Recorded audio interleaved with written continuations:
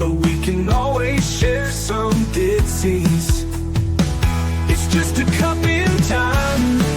This song doesn't have to run. Life's all of us, not every moment we can be feeling fine.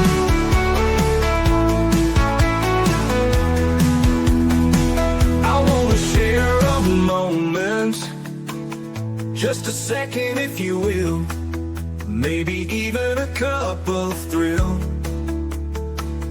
We could share this performance. It's tea time, come sit with me. Well, welcome guys, Miss Liz in the house. And StreamYard, I got a glitch. I'm going to pick your bone in a little bit there because I was like, what the heck is going on? We had a timer, then we had the intro. We were like, what's going on over here? But welcome guys to Tea Time with Miss Liz. Today I have an incredible returning guest, and you know how Miss Liz loves returning guests. I have Eric Fisher in the house. We're going to talk about Buried Alive in his other second book, and he's got them. So you guys are going to see them from his side and his screen today. But before we get started, you guys know how Miss Liz rolls. Get over to all those platforms: Facebook, LinkedIn, Instagram, TikTok, Clapper, Lemonade, Blue Sky, all of those other ones I haven't mentioned. You guys know where they are.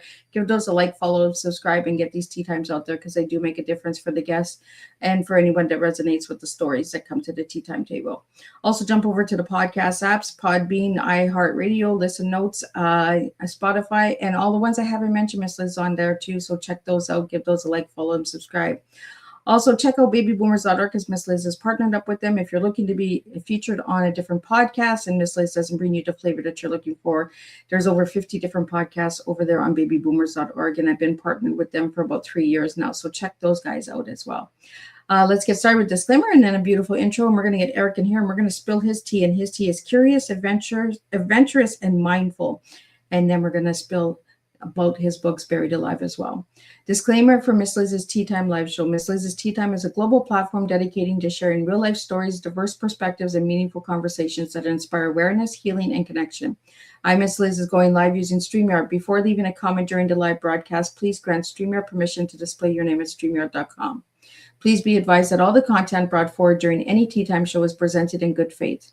However, discussions may include opinions, beliefs, and perspectives that do not necessarily represent the views of Miss Liz or the Tea Time platform. Information shared by guests is based on their own experiences and is perceived to be accurate at the giving time of airing. All guests, viewers, and participants are responsible for using their own good judgment when considering any action or decision that may relate to these discussions. Some episodes may cover sensitive topics, including but not limited to trauma, abuse, grief, mental health, and other emotionally triggering subjects. Listeners' and viewers' discretion is strongly advised. Tea Time with Miss Liz is an open discussion forum designed to offer insight, inspire awareness, and create connection. It is not a substitute for professional, medical, legal, or therapeutical advice. If you require professional support, please seek assistance from qualified professionals or trusted resources in your area. If you have any questions regarding this disclaimer or the content of the discussion, you are welcome to contact me, aka Miss Liz, directly at bookingmissliz@gmail.com or visit my link tree in Miss Liz's Tea Time.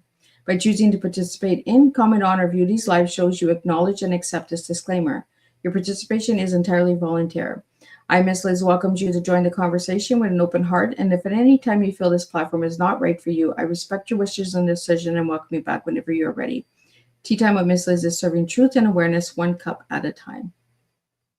Well, welcome to Tea Time with Miss Liz, where stories remind us that some of life's greatest lessons are learned not when everything goes right, but when we find the strength to rise after being knocked down. Today's guest brings us a powerful message of resilience, recovery, healing, and hope. Please join me in welcoming back Eric Fisher for his second appearance. Author, counseling therapist, trauma specialist, and advocate for mental wellness, whose work helps individuals navigate recovery, grief, addictions, trauma, and life's most difficult challenges. Based in Calgary, Alberta, Eric has spent more than 15 years working in both inpatient and outpatient treatment settings, helping people rebuild their lives through evidence-based therapies and compassionate support. He is trained in trauma-focused approaches, including EMDR and accelerate resolution therapy. Eric is the author of The Martial Arts of Recovery and Buried Alive: 4 Ways to Free Yourself from the Dirt. His latest book tells the true story of his father being accidentally buried alive and uses that extraordinary survival story as framework for exploring resilience, grief, shame, recovery, connection, and personal growth. His favorite message is recovery is possible, resilience can be learned, and healing begins with connection. Today's tea time will explore the true story behind Buried Alive, building resilience through adversity, mental wellness and recovery, grief healing and personal growth, and finding purpose after life's hardest moments. Eric reminds us that sometimes life buries us beneath challenges we never expected. What matters is learning how to rise again. So grab your cup and join us for a powerful conversation filled with courage, healing, and real life tea, truth, experience, and awareness. Let me get Eric in here. Let's spill some tea. Welcome, Eric. Hi, Miss Liz. Hello once again. Happy Tuesday to you. Let me see. Do I got you back? Do. Testing, Is testing. he here? Is he here?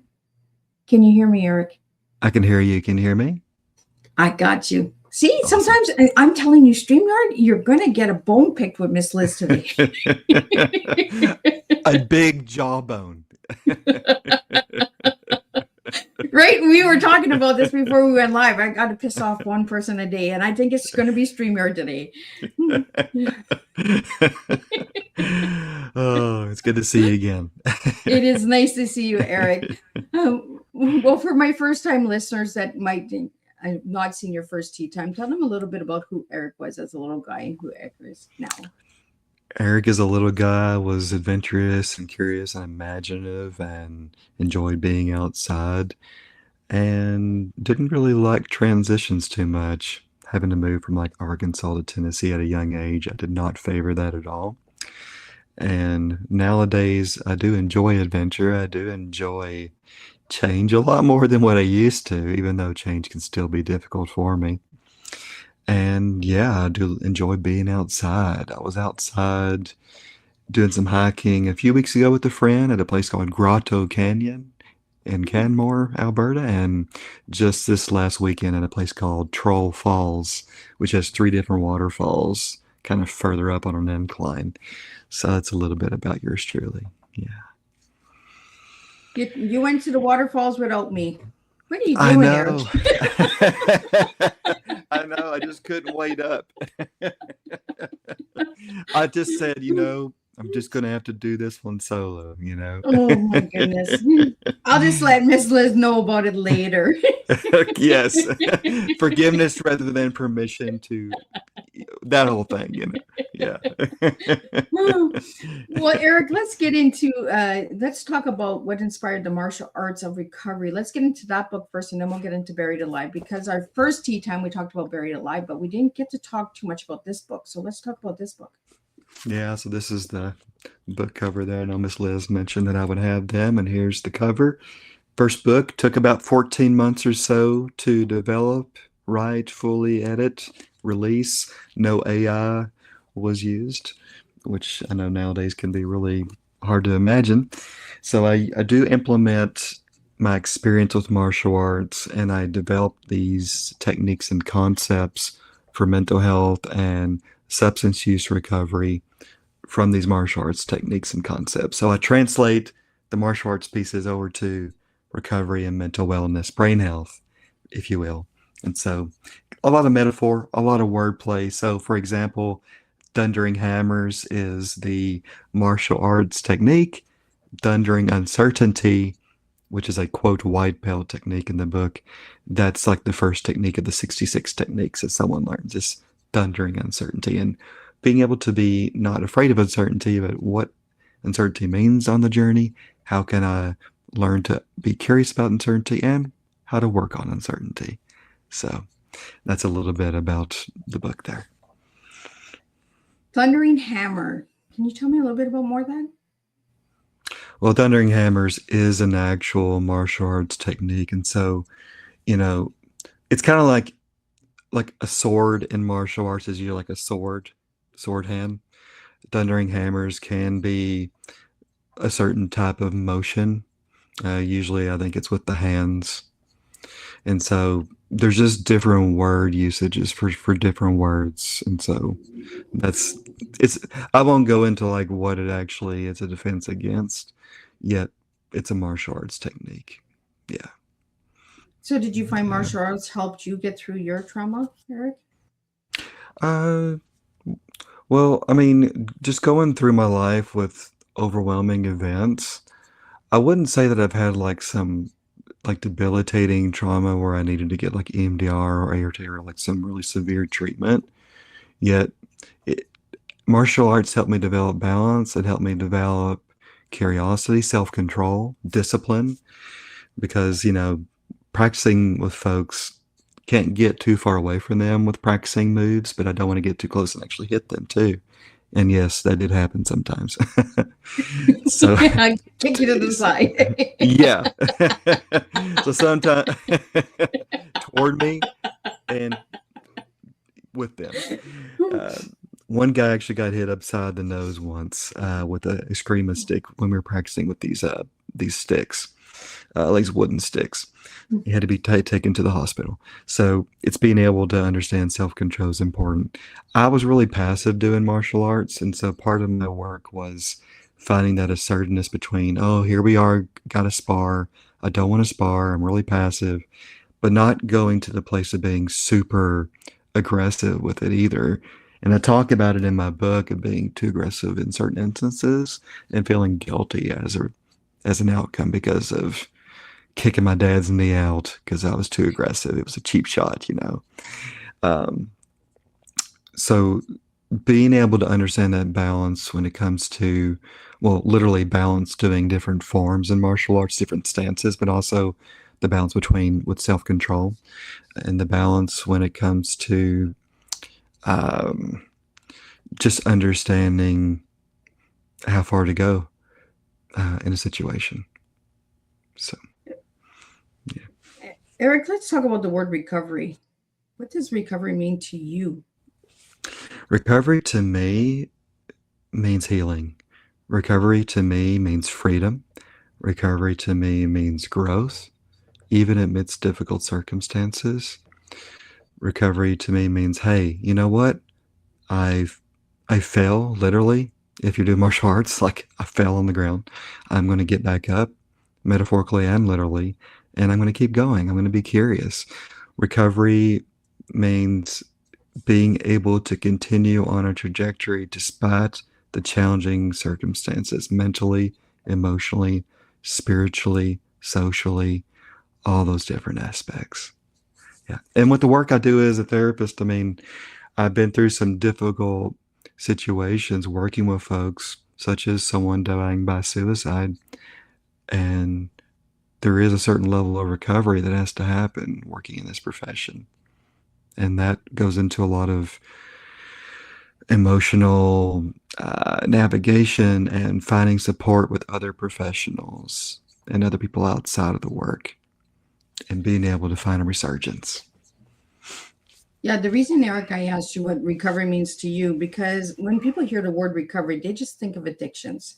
They don't think of all the different types of recovery, just like they don't think of all the different types of grief, all the different types of trauma. We talked about this in your first tea time, but we didn't really get into it really deep. So maybe today we can get into it a little deeper. But we do have some questions coming in, and I'd like to get those out to you first, and then we'll get into a little deeper into the word recovery, because your work is recovery arts counseling, right? So you use the word recovery even in your work. So from Banter Show, healing, resilience, and self-mastery. What an amazing combination for today's discussion. Thank you, Banter, for tuning in. We have a question here from Johnny. Looking forward to learning about trauma recovery and resilience. What inspired Eric to focus on this field? I was able to learn some different modalities with psychotherapy for trauma recovery. And that helped build my resilience with working professionally in the field, that, hey, I actually have these different modalities I can use, because before that, I felt like I was kind of flying by the skin of my teeth, kind of winging it, so to speak, with some individuals with trauma. Now top down and bottom up approaches, body based approaches, bottom up, top down, cognitive approaches, and also these different modalities like EMDR and ART have really allowed me to focus on understanding how to work with folks with trauma, either single incident or multiple incident, childhood trauma, etc. And as far as resiliency is concerned, as far as coming into the field, it's something that it always interested me when it comes to just human behavior. I mean, I have certain extended family members where, their mental wellness was a challenge, and I've always wondered, like, what could have helped them? And it's trying to find the answers that what could have helped that particular person, you know. Well, but many years ago, right, mental illness was a silent, right? You didn't speak about it. Whatever happened behind closed doors, stayed behind closed doors. And a lot of things that were like expressed as anger or rebellious or stuff like that wasn't diagnosed as mental illnesses, right? Voices and drinking and addictions. And I found that years ago, a lot of addictions were covered up because they didn't have those proper diagnoses. Are you working like with older people or younger people in your work? Mostly adults, 18 to 65-ish. I do have some experience working with the younger folk, and they do teach me a lot, that especially about patience. Miss Liz, I'm not. Yeah. Miss Liz is sidekick and everybody to the side. I got to read that martial art book, and I got to get some patience. Oh, totally. Yeah. The reason that I asked what age you work with, Erica, is because a lot of people are being late diagnosis, right, with mental illnesses in today's world, like with BPD and DID and schizophrenia, multiple personality disorders. Why do you feel the older generation is now feeling comfortable to even get diagnosed? There's been a big push for getting away from the stigma when it comes to support with mental wellness, with brain health. All these grassroots organizations, kind of like the Thumbs Up Foundation and Airdrie that I contract with, they really push, even with certain public events, to show that, they do this Peace in the Park event where they get these bands to come and actually do songs, and they, it's a public event, and it's advocating for mental health awareness, brain health awareness. And so I do think that's a big part of it as well. And I think the older generation is also saying, whoa, this younger generation is totally on it, especially maybe their kids or their grandkids. They know these terms that, like, what is that? Like my subjective units of disturbance today is an 8, and they're like, what? How do you even know that term? So I do believe that the young can also teach the old, and the old are starting to say, okay, because of media, even with TV shows from a media standpoint, even though it may not be quite, it's quite fictional, and just the advocacy work that's happening, and just counseling and therapy in general is less stigmatized now. It's kind of strange for someone to say that they don't think they need a therapist. Like one gentleman I work with, he was about to leave work, and he was talking to another coworker. He's like, "Yeah, I'm gonna go. I'm going to therapy." And then he actually said that's what the person said to him, and he's like, "Yeah, me too." And they're both men, and they were like, "Oh yeah, okay, like we can talk about it." But at first it was like, "Yeah, I'm going to a therapist appointment." Yeah, me too. So it's just coming, even around the water cooler, it's becoming more publicly recognized.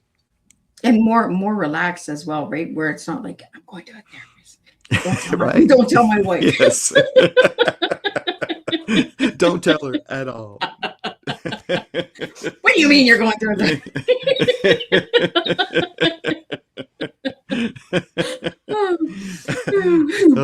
Or someone's reading a book on self-help or something, and then their spouse is like, "What is that?" And then the spouse says, "Well, it's a book." It's like, okay, I got it. Yeah, and 20 years ago it would have been, put that book away. What are you talking about? And that's like, okay, all right, good for you. Yeah. Always love Uh, when we have our conversations because you just never know where we go, guys. It's when I talk to you, Eric, I feel like we've known each other for years and we understand trauma and recovery in a different way than a lot of people do. We're able to talk about it, even with the deep wounds and scars and that as well.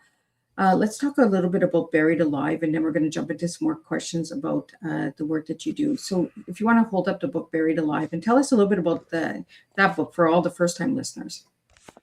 yeah, so Buried Alive is about it's interweaving some different psychological self-help concepts into an incident that happened with my father who was accidentally buried alive during a incident where him and two friends were digging for Native American artifacts, arrowheads. And so I do go through of their all three of their perspectives were interviewed. They were actually videotaped, documentary style, individually. Back in 2005, the incident happened in 2000. And so I transcribed word for word without any AI help. I had to keep on, rewinding the tape to get it typed out with their thick Southern accents. So I get all three perspectives, which is part of each chapter, except for, like, I think the last chapter of the book or so. And I also bring in those concepts like the importance of balance, the importance of the CIA concept, curiosity, introspection, and agency. And I apply that to what happened, but also I apply how can we use those concepts in everyday life too. So that's what the book's about, is showing that even through a really difficult, harrowing near-death experience, that someone came out the other end, can talk about that experience now, and it's about getting away from the dirt that we can get buried into in our own lives: guilt, shame, addiction, trauma, depression, things like that. Well, we have a question here for you, Eric, from Roy. What has been the most rewarding part of that journey? As far as the book is concerned, I would say getting to talk with my dad a lot more about the experience, and even doing an interview 24 years after the incident that I did in the last few years as part of the book, and hearing his thoughts again was really rewarding because, I mean, it was a really big part of my life when I was a teenager when this occurred. And just being able to connect with him a little bit more so on that. And he actually wrote me a really nice, uh, he signed the book for me. And I didn't read it for several weeks. And then I read it and I was like, oh, that was really endearing and heartwarming. And it was nice to connect on that level with him that way. So, when you wrote this book, did your father read the book? He did, which is a super anxiety enriching experience for me. I'm like, oh man. He's like, there's just one thing, Eric, and it was a technical thing in regards to the digging aspect for the artifacts. And I was like, okay, all right, well, it's good to know. Yeah, so he appreciated it. He enjoyed it. He was looking for it in the airport bookstore. I was like, no, you're not going to find it there. But, yeah.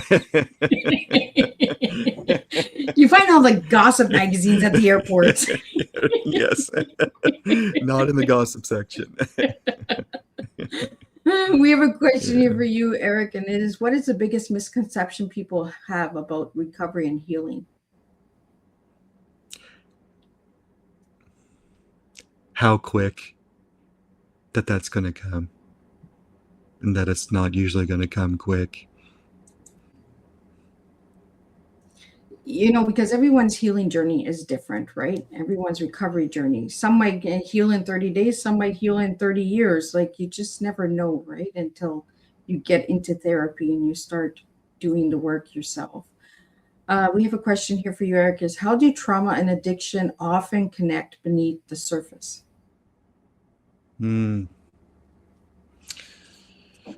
Trauma and addiction connecting underneath the surface. Well, they both have their own triggers for sure. Like, they are similar in that aspect. Although, sometimes if someone doesn't work on the trauma first, if they don't work on addiction first, if they actually go into trauma work, they can be a trigger to actually act out through mood altering substances. And so if at all possible, I will try to work with folks with, you know, the substance use or whatever behavior is addictive first, because if that's not help, then they might move toward that a lot more susceptibly. Both can have their own types of flashbacks per se, like images from the past, images with using, but also flashback images with the really overwhelming experiences. There can be a lot of shame with both, but the shame comes differently from addiction, where it's like I'm a bad person because I did this with a substance, and trauma is more like, you know, I feel so shameful for going through this experience that I had no control over, that was done toward me, usually.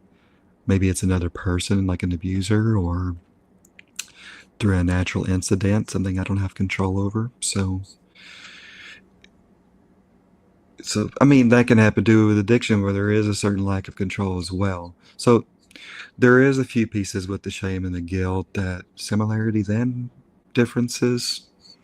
And I would say also with the two that the journey for both is not going to be it's not going to be quick as far as recovery for either one, and that's okay. And I do believe that self-love is a huge component. Self-compassion is a huge component for both. How do we learn self-love, Eric? I talk about it actually in this book here. That's actually one of the what's called five swords in this book. And one of the five swords is called self-love vitality. I'll just give a few. One of them is knowing my limits. It's okay to have limits, because sometimes if we go beyond what we have as a limit, say we say yes when we would rather say no. Then sometimes we could beat ourselves up later. We're like, man, why did I go that way when I should have said no? Or why did I say no when I could have actually done something to help myself out? So that can be a part. Also, just doing one or two, three self-care practices each day, stacking those small wins, you know, keeping it simple, keeping it achievable, realistic, can be helpful for self-love, doing those actions, behaving the way that I'd like to feel. So, Eric, when you wrote the book, Martial Arts, The Martial Art of Recovery, were you thinking of your journey when you wrote that book, or were you thinking of the clients that you work with?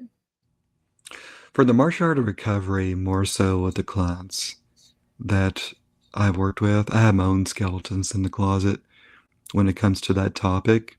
However, it was more so I wanted to bring together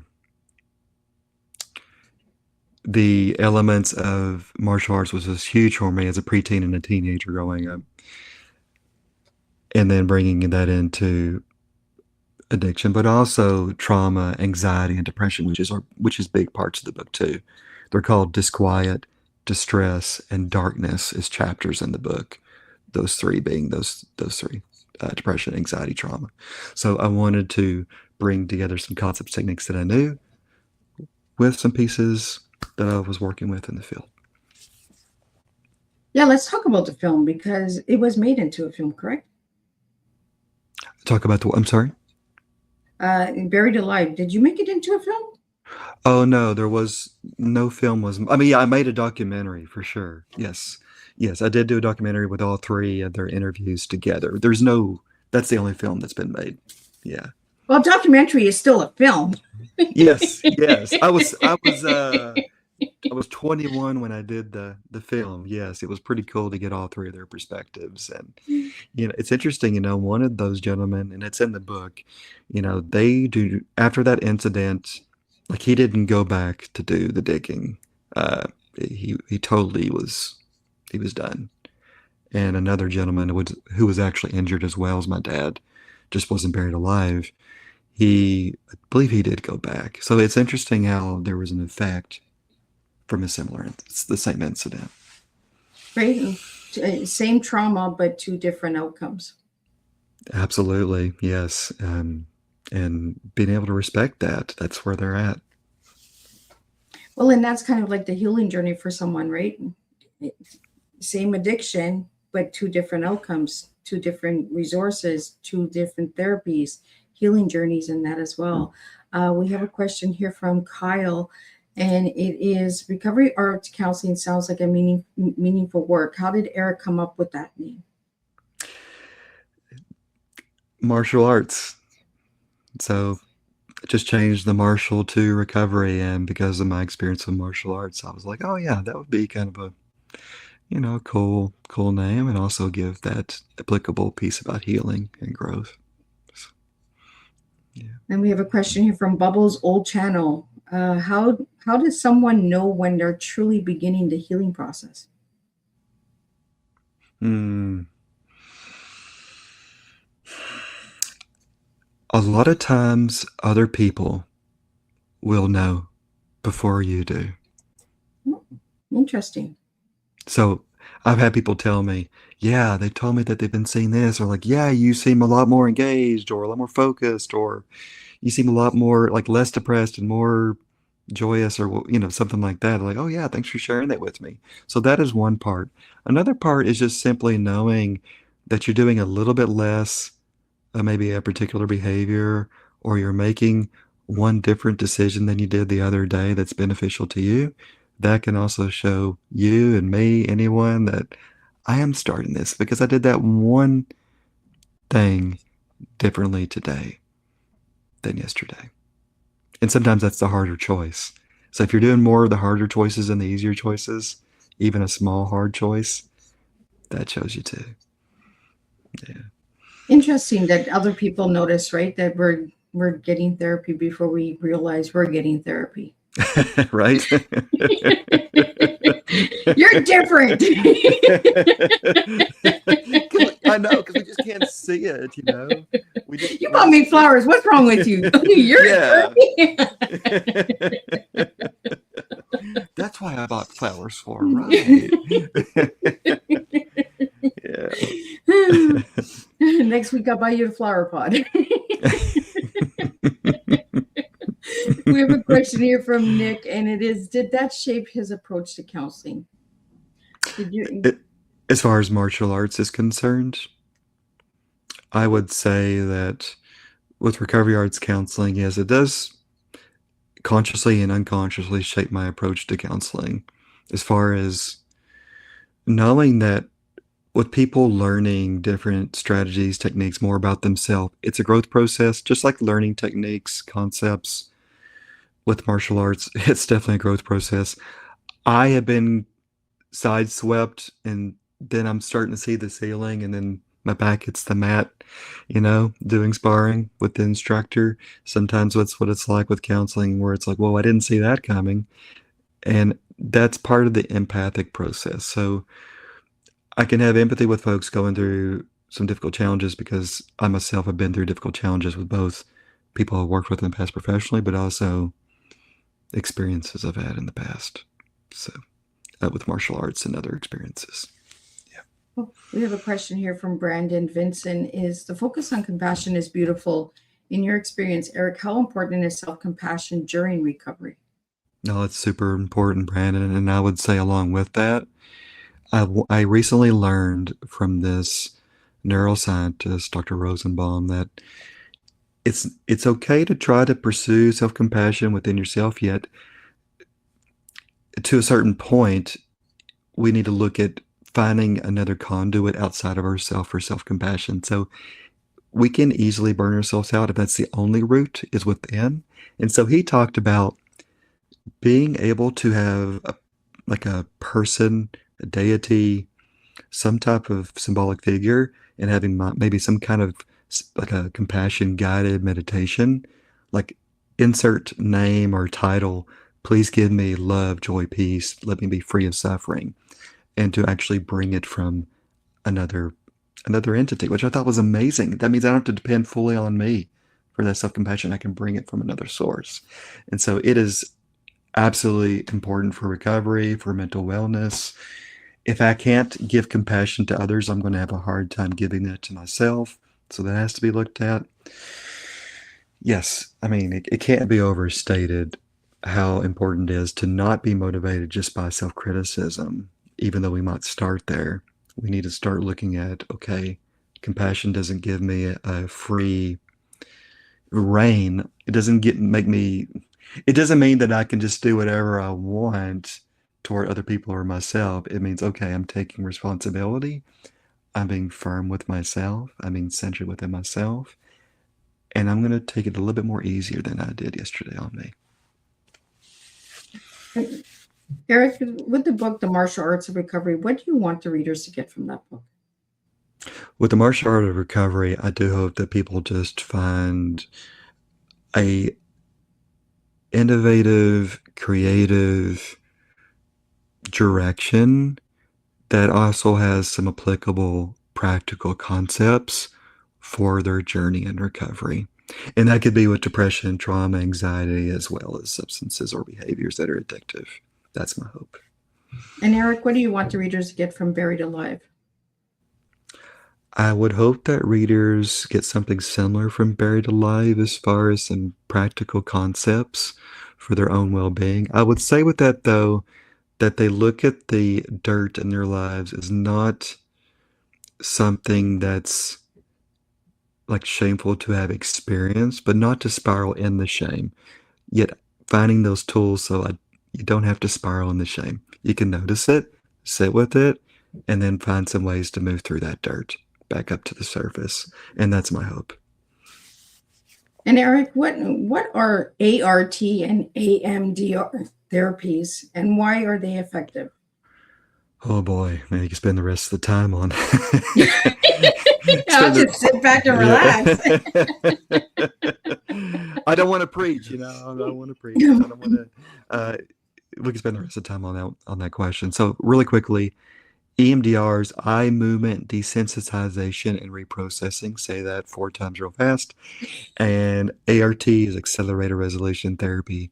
ART came along around 2012, 2013 by Lainey Rosenzweig.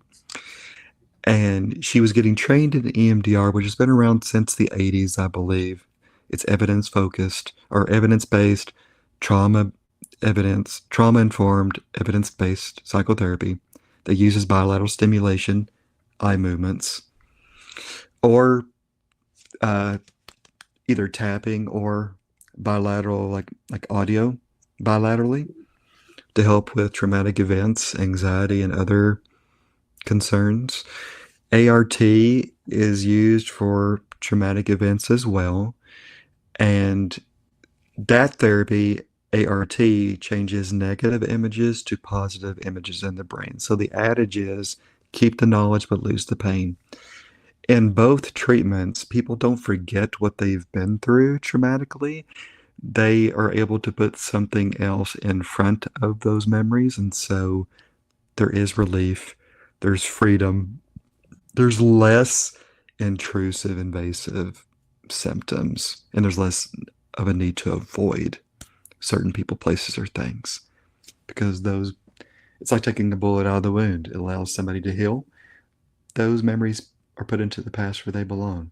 They're on the bookshelf now. They're not underneath the couch collecting dust. So how long does it take to do both therapies?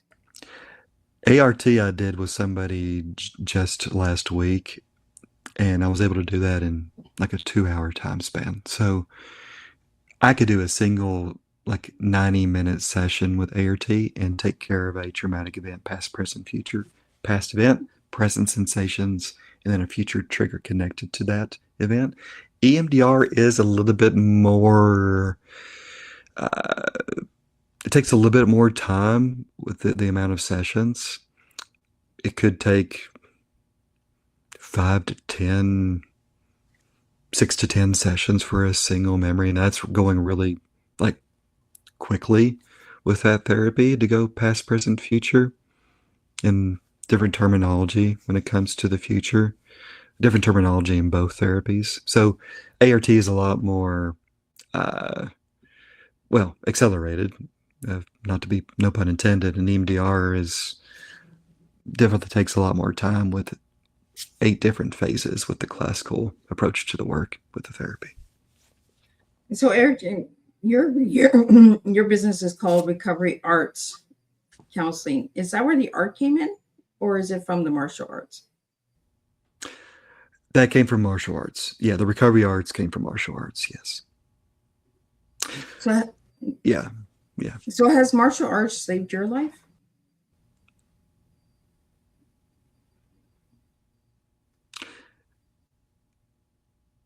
Gave me a purpose for sure, and gave me direction, and gave me some skills.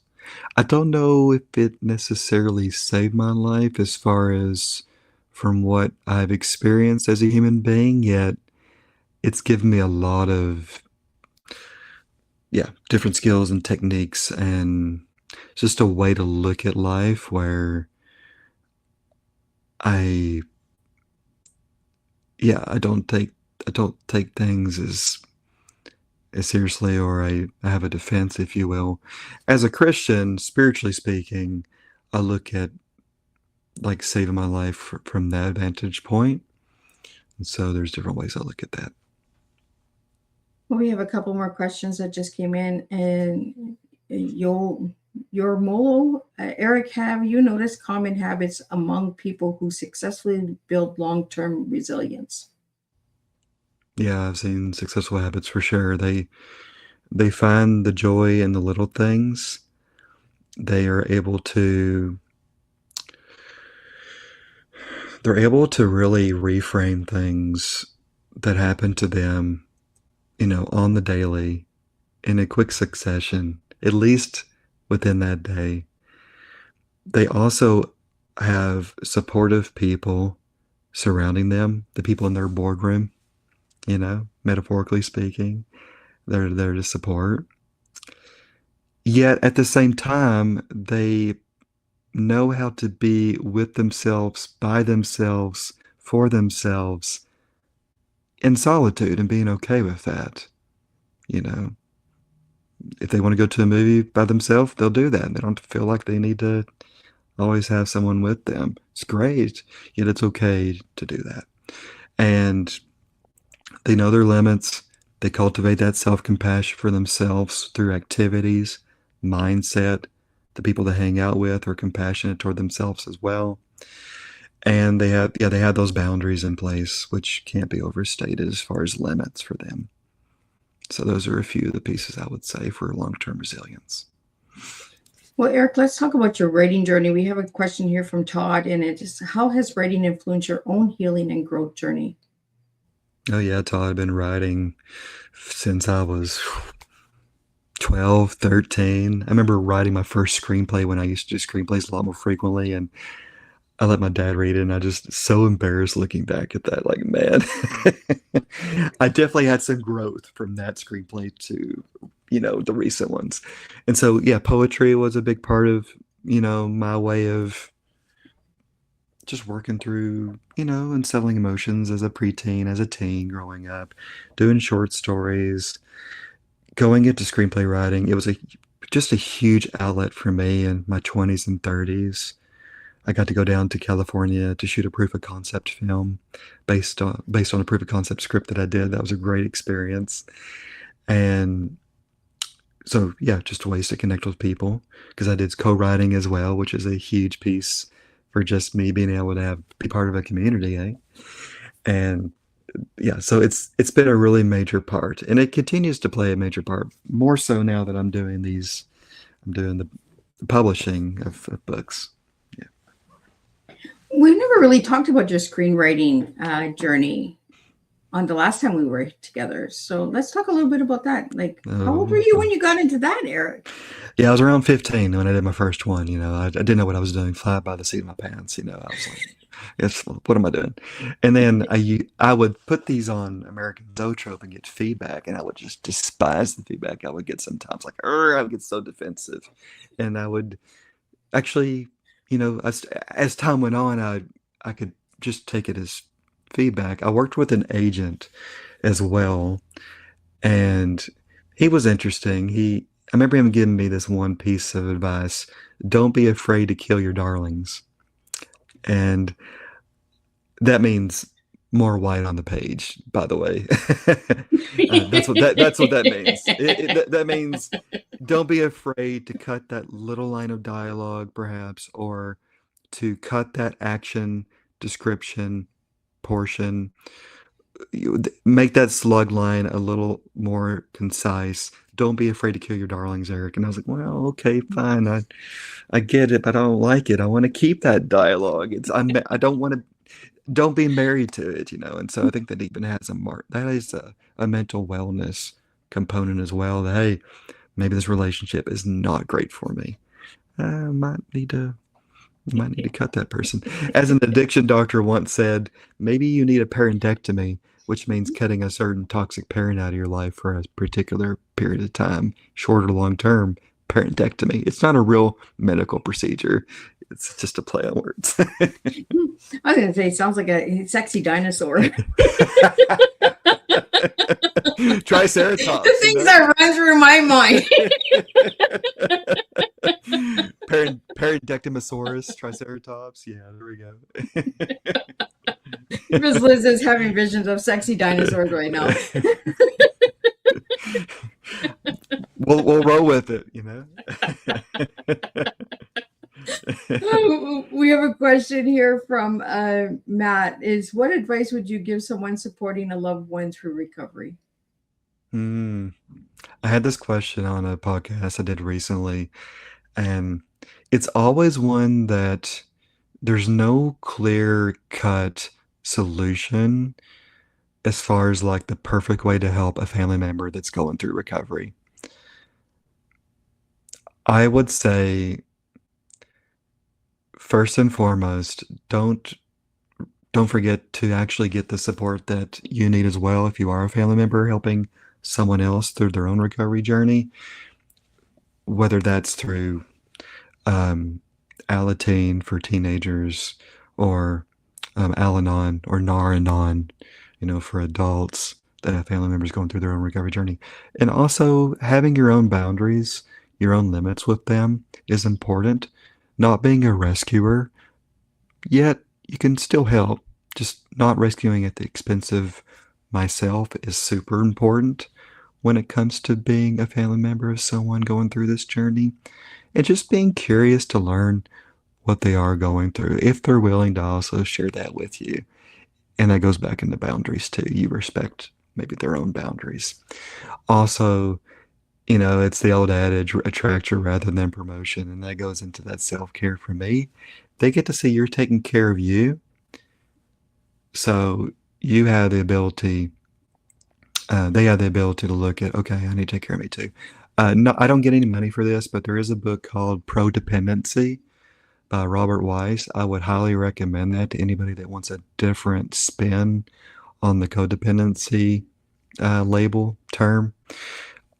Codependency has different word usage. It comes from an attachment-based perspective, where instead of the word enabling, it's the term deeply involved. And that's part of that language from that book. It just makes things less pathological. I think knowing too, just because you want to rush to someone's aid does not mean that you have a pathological disorder. That just means you really care about this person. Okay, and just remember that. Yeah. Eric, have you ever heard of the triangle effect with recovery? I do not think so. You have to inform me. It's for the enablers, like the family members, right? I did therapy. Triangulation, you mean? Yes. Oh, yeah. Where they tell you don't fall into the path of the triangle, right? Don't enable, I don't, take the shame, the blame. Because a lot of family members or loved ones, they take that shame and that guilt and they're, why did this happen again? Why now? Could you tell a little bit about the triangle for my listeners out there?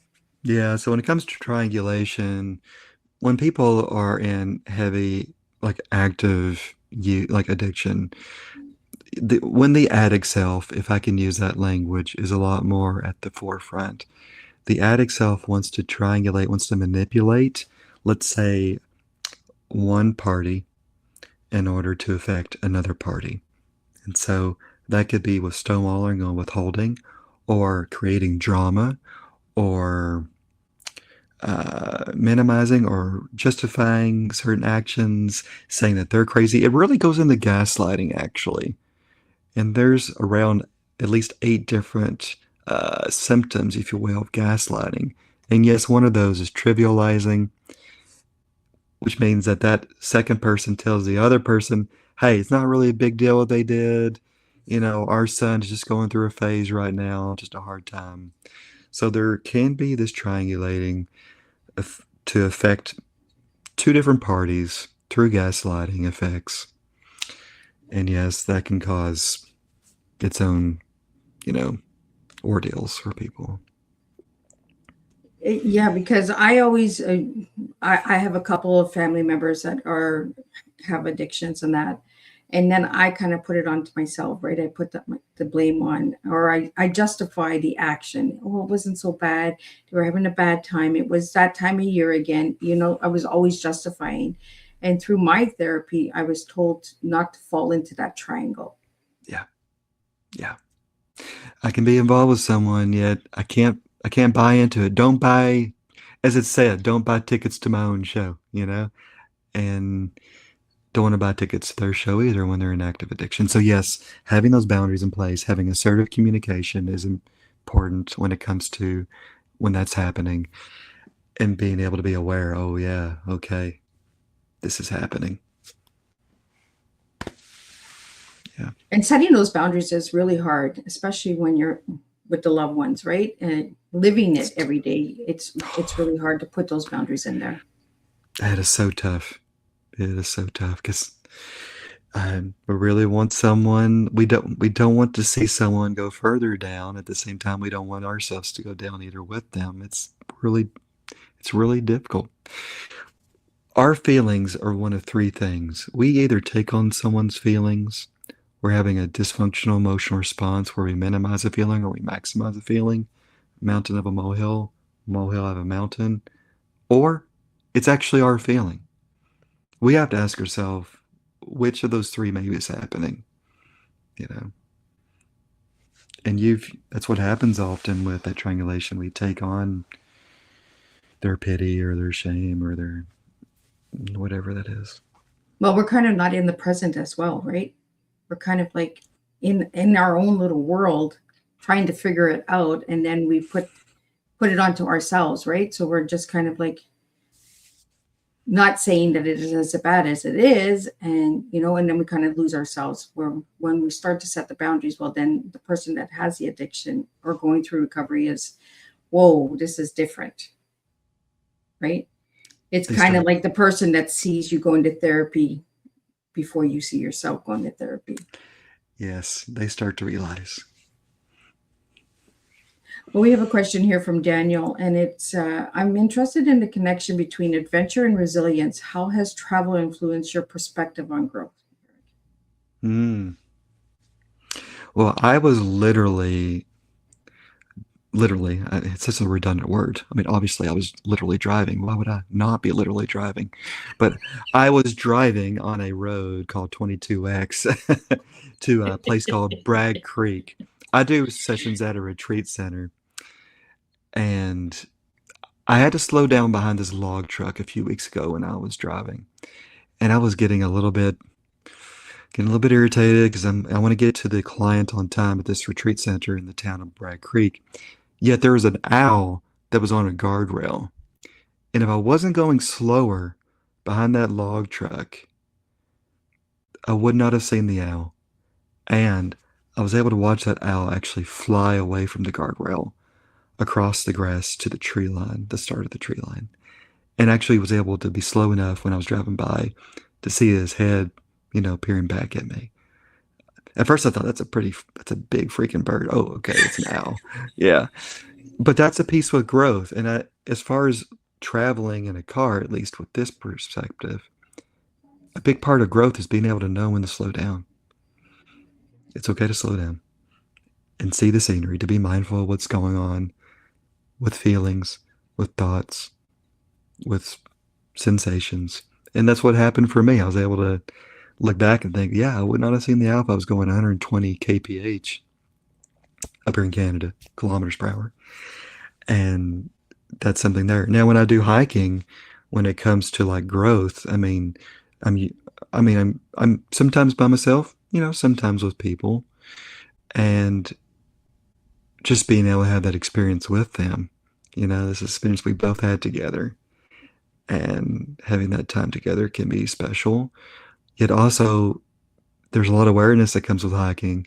When I was hiking in a Grotto Canyon a few weeks ago, with a friend, Lawrence, hats out to King Larry. Um, there was a lot of rocks, a lot of big rocks. It's like basically like, it wasn't like just a flat trail. There was like rocks everywhere. So a lot of awareness on where I'm putting my foot, one step in front of the other. And so, yes, when it comes to growth, there might be some shaky rocks, there might be some firm rocks, yet awareness has to be there when it comes to growth. Awareness of, yes, what I'm feeling, thinking, experiencing, awareness of what memories are coming up. You'd also know what direction am I going, like what's the direction, like what's the end game. Now, it doesn't work with the metaphor because really there wasn't a necessarily end point on that trail. It just kind of kept going.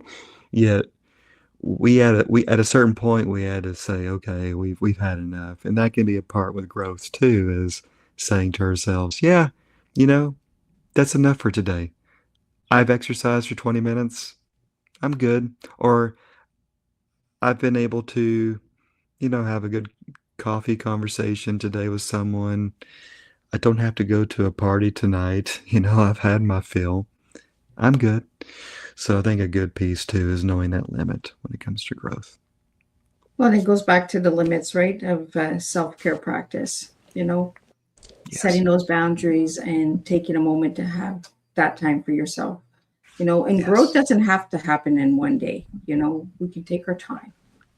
Yes. So Eric, if for anybody who would like to grab your books, if you'd like to hold them up again and spell out your website so people can find you and the services that you offer and all that good stuff. Yeah. So this is the Martial Art of Recovery and Buried Alive, and my website is www.recoveryartscounseling.com. That's counseling with 2 L's since I'm up here in Canada. You can find me on Instagram, Eric Fisher Writer, or Recovery Arts Counseling on Instagram. You can find me on LinkedIn if you put in Recovery Arts Counseling and or my name, Eric M as in man, Eric M Fisher. Yeah, you can find these on Amazon. Yeah. And Eric, what's your final message to everybody today?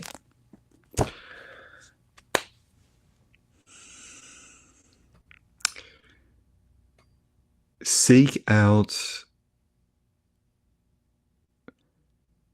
one way to cultivate self-compassion for you today. Thank you so much. Get a little deeper into that because I'm going to hold you.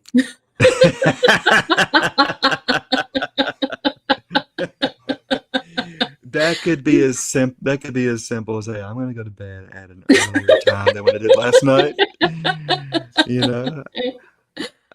Maybe I don't drink that coffee, like gasoline to the fire right when I wake up. I'm going to wait at least 60 minutes if I can. Have a little bit of water with some maybe lemon and ginger or something, and then I'll have the coffee a little bit later. But yeah, it could be, I'm just going to reach out maybe to someone today that I haven't talked to in a while, or that I usually talk with, and just have a quick chat or leave a voicemail. It's just being able to find one way to connect with yourself and somebody else, or even a higher power, God, So, well, thank you so much, Eric. Yeah. I really appreciate this conversation with you today, and all of the guests that tuned in and brought your amazing questions. Thank you guys so much. I could not do this without all of you guys. My printer beside me is just, I'm telling you, glitches are going on in this room. But I'm just going to do a recap of what today's tea time was, give you guys a little food for thought and all that good stuff. And I'll see everybody at 9 p.m. tonight. We have pushed the show to 9 p.m. With Zachary Hagan. So be sure to check out at 9 p.m., not 7 p.m. What a powerful and inspiring conversation today. Eric, thank you for sharing your wisdom, your experience, and the deeply meaningful lessons found within both your professional work and your personal story. Today, we explored resilience, recovery, trauma, grief, healing, and the remarkable human capacity to keep moving forward even when life feels overwhelming. One of the strongest takeaways from today's conversation is this: adversity does not get the final word. Through Buried Alive, you showed us that even the most frightening and difficult circumstances can teach us something about courage, determination, connection, and hope. Your work reminds us that healing is not about pretending pain never happened. Healing is about learning how to carry our experiences while continuing to move forward. You also reminded us that none of us are meant to face life struggles alone. Support, community, self-awareness, and asking for help are not signs of weakness. They are signs of strength. As we close today's tea time, I leave everyone with this thought: what if the very challenge you are facing today is preparing you for a strength you have not yet discovered? Because being buried by life is not the same as being defeated by it. Thank you, Eric, for reminding us that resilience is not something we are born with. It is something we build one step, one choice, and one day at a time. Until next time, keep healing, keep growing, and keep serving real life tea, one conversation at a time. And today's takeaway is you are stronger than your circumstances trying to bury you. With support, purpose, and perseverance, it is possible to rise, heal, and move forward. And I'll see everybody at 9 p.m. with the next tea time. Thank you guys all for tuning in.